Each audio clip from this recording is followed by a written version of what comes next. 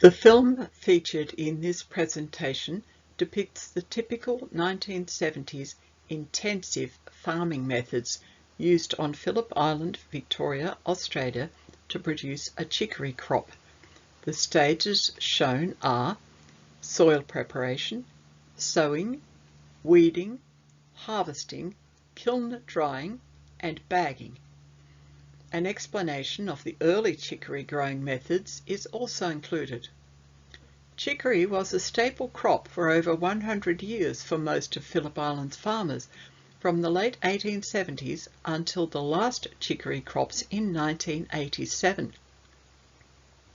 The dried chicory root was mainly used to bulk out coffee supplies and also add natural sweetness and a variation in flavour.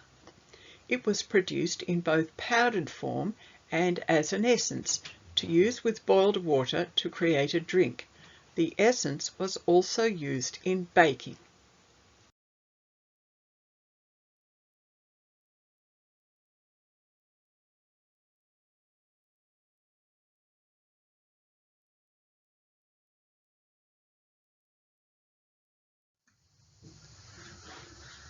Stan McPhee Jr. was a builder and chicory farmer who built the McPhee kiln in the 1950s when it was set up with an oil burner to supply the heat for the kiln. Stan also dried chicory for other farmers before eventually becoming a builder full-time. Other members of the McPhee family continued using the kiln. In 1972, the local bus company owner, Peter Hart, asked Stan's wife Audrey if he could bring a bus group to look over the kiln. It was the start of the McPhee Chicory Kiln tour business, which Audrey operated for the next 10 or so years. The tours were scheduled daily for 10:30 a.m. and 2:30 p.m. Visitors arrived by car and by bus.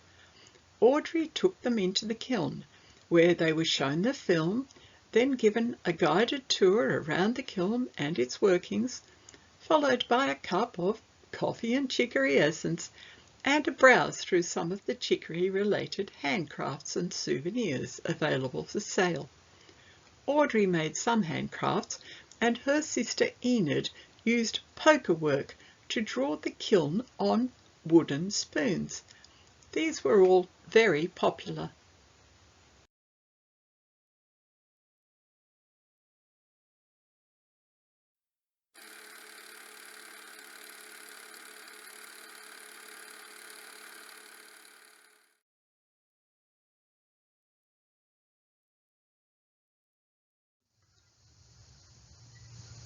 This 15-minute film Audrey showed was made by members of the McPhee family after Audrey purchased a Super 8 camera from Walton's department store in Paran. Her cousin Shirley, some of whose footage appears near the start of this film, was able to help Audrey learn to operate the camera. One of Audrey's sons, Peter, was working for Philips Electronics at the time and was able to help Audrey with the editing and the voice-over dubbing. Many members of the McPhee family also helped and feature in various ways in the film. The paddock workers shown included Stan's brother, Malcolm McPhee, driving the tractor and stacking bags on the trailer from the paddock. His son, Jim, is shown both in the paddock and doing most of the work in the kiln, which by then was wood-fired. Audrey and Stan's sons, Peter and Bill, are also helping, while their other son, 10-year-old Jack, is seen on the old wagon. Their sister Jill and cousin Jenny are seen towards the end of the film having a hot cup of coffee and chicory with Audrey. Other cousin Robert Eddy and their cousin Heather's husband, Robert Bruce, are also seen working in the paddock. Malcolm and Stan's father, Stan McPhee Sr., is seen walking on the beach with his dog Scruffy below the farm indicating where the chicory used to be taken by wagon to the beach to be loaded on the trading ship before the first Phillip Island bridge was built. Loading the dried chicory onto Clary Spoke's truck for transport to Melbourne is well-known truck driver and local identity of the time, Hugh Grigg. And the canine star of the paddock scenes is Malcolm's border collie dog, Smokey. So the film genuinely was a family effort. Let's now view this 15-minute gem of a documentary depicting a typical chicory farming enterprise on Phillip Island in the latter stages of the local industry.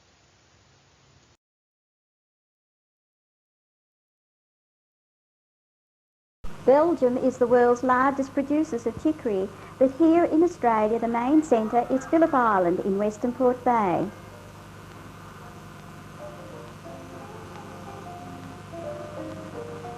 Chicory is a vegetable, a coffee additive. The root, resembling a parsnip, has been growing on Phillip Island for over 100 years. For 4 generations, the McPhee family have been growing chicory together with dairy farming on their property.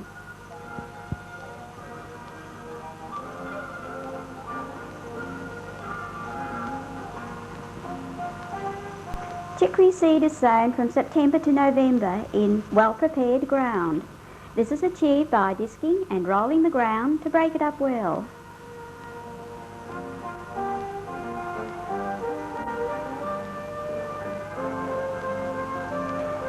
Spraying with the weedicide, and then this whole process is repeated several times.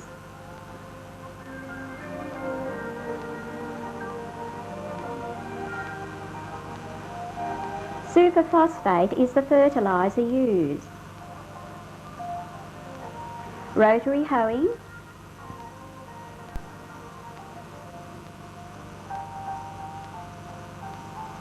and again rolling the ground, and finally the seeds are sown in rows throughout the paddock.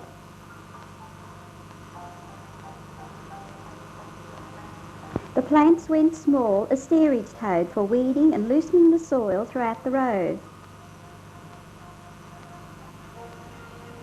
Also hand hoed for weeding and thinning out the plants. Chicory that has run to seed produces an attractive flower. Here on Phillip Island we have that narrow range of environmental conditions that's necessary for the chicory to grow vigorously and produce the right amount of compounds in the roots for the extraction of essence. Proximity to the sea could also be an advantage.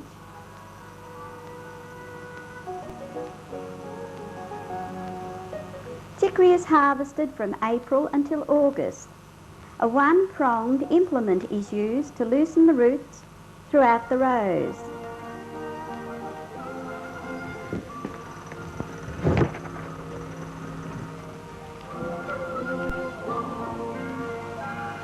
The plants are topped by hand in the paddock. Only the roots are used.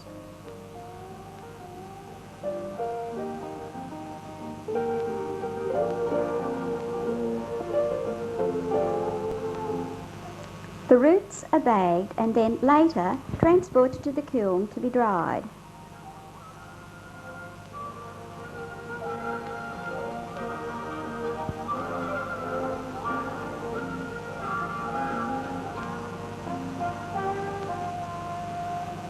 Labour requirements are very high, over 100 man-hours per acre.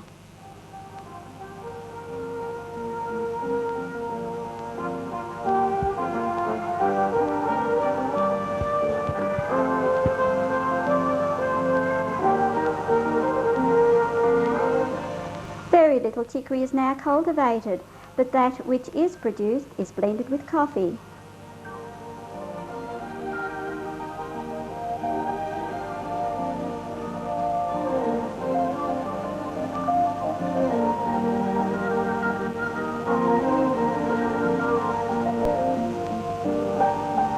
Takes about 45 bags of the fresh roots to make one floor for drying at the kiln.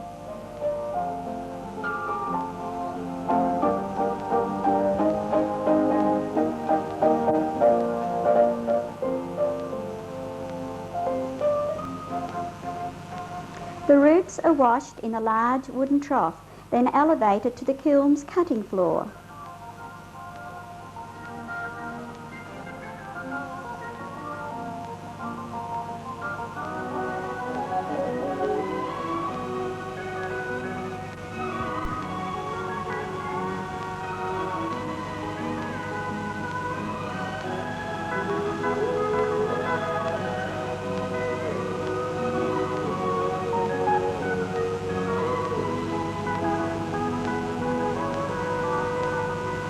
A diesel engine is used to drive the cutter and the long elevator to the kiln's upper story.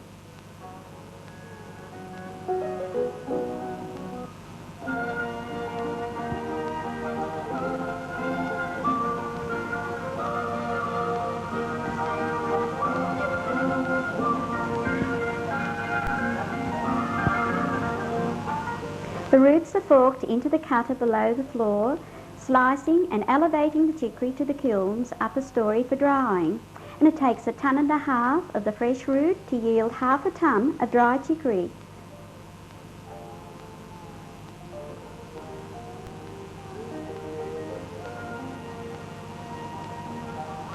The floor is then levelled for drying.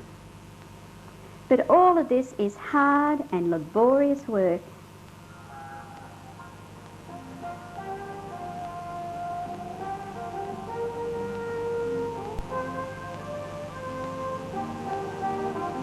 Wood is the fuel that is used in the furnace below the drying floor, and it takes 2 tons of wood to dry 1 ton of chicory.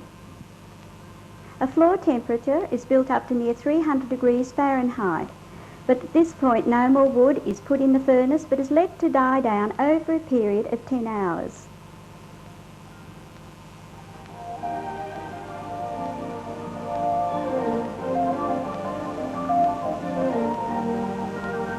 Heat from the furnace soon penetrates the wire mesh drying floor above, drawing the moisture out of the chicory through the cowl in the roof and out of the shutters to the best advantage with the drying.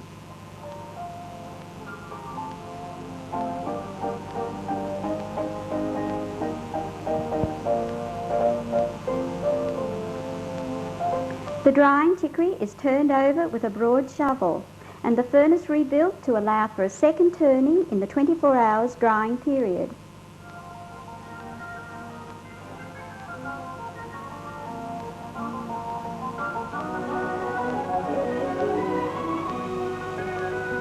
Moisture from the drying chicory leaves a pleasant aroma around the kiln, not unlike coffee.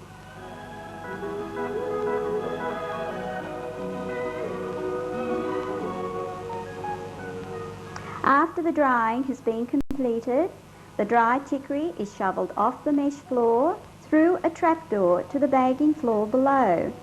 This is to allow for a new batch of chicory to be elevated up for drying.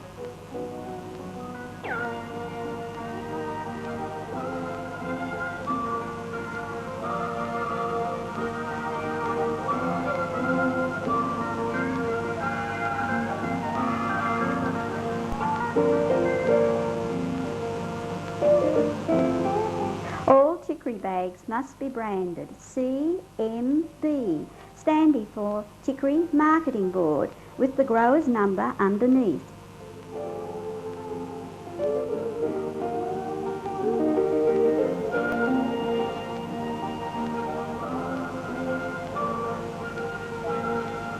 The dried chicory is then shovelled into bags, aided by a mechanical bagging device.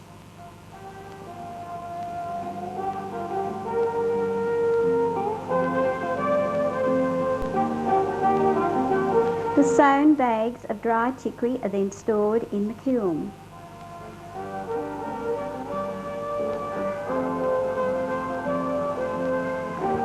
Later, transported away to the Chicory Marketing Board in Melbourne.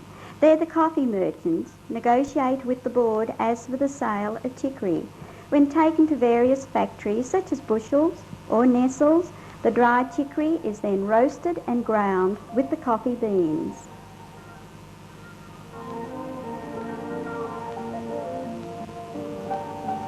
Like his father before him, Mr. McPhee Sr. was also a chicory farmer and remembers the heyday of chicory farming from 1919 to 1949, when over 1,000 tonnes of dry chicory left the island yearly. This helped to supply 3/4 of Australia's needs.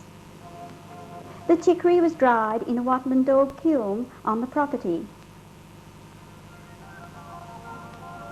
and the seed was planted in a hand seed drill, the operator walking 6 miles to every acre sown. The chicory was hand and wheel hoed for weeding and loosening the soil throughout the rows.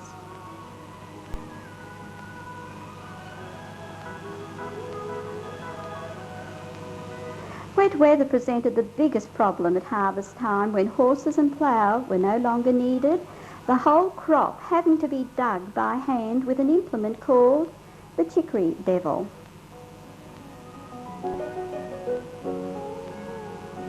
And the chicory was sliced in the kiln. This was driven by horseworks outside the kiln. And the dried chicory was loaded into a wagon and taken down a track from the kiln to the foreshore at low tide, and loaded into a 60-ton ketch called Vision. At the next high tide, this little ship would sail off and fill up at Rill, Cowes, and proceed out the western entrance to unload at Little Dock in Melbourne, as it was known in those days.